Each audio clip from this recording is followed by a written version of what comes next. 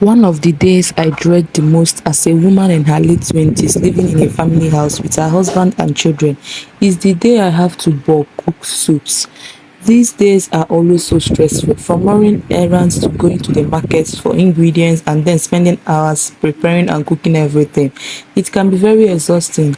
On this particular day, I was making a pot of bitter leaf soup for my in-laws because they were about to travel and want to take some soup along with them, and that is what this video is all about. Welcome to my channel. My name is Immaculata. I am 29 years old, a wife, a mom of 3, and I live in a family house with my husband, children and in-laws. If you enjoy cooking, family life, motherhood and everyday living, please subscribe, like and share this video. I would love to see your kind comments in the comment section. Now let's get cooking.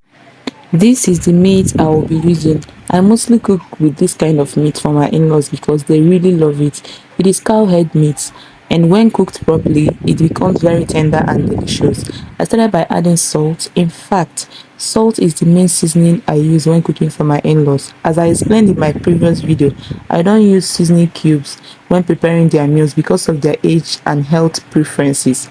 After adding salt, I poured in water and placed the pot on fire to cook. Once the meat was cooked, at this point it was so tender, I had to remove the meat from the water. You can see me sieving it. I sieved it out from the water to prevent it from cooking more. While I was done, I added more water and allowed it to come to a proper boil. Next, I added my pounded cocoyam, which I had prepared and stored in the freezer the previous day. Then I added my mangala fish and a little stockfish. After that, I added palm oil and some blended red and yellow peppers. I also added a generous amount of ogiri.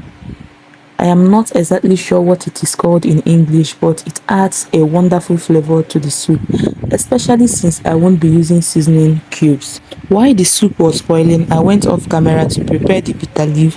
One thing about me is that I love my bitter leaf finely sliced. I don't enjoy seeing long strands of bitter leaf in my soup.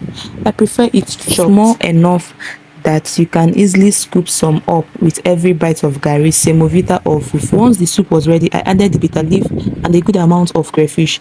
Then I allowed everything to cook together until the flavors came together perfectly. When the soup was done, I served it into the bowls they would be traveling with. And honestly, you'll be seeing a lot of bitter leaf soup on this channel because there is hardly any soup made in this house without bitter leaf soup alongside it. My in-laws absolutely love it. On this same day, I was also preparing okra soup for my husband and children, and that video will be coming up next. Thank you so much for watching. If you enjoyed this video, please subscribe, like and share. Don't forget to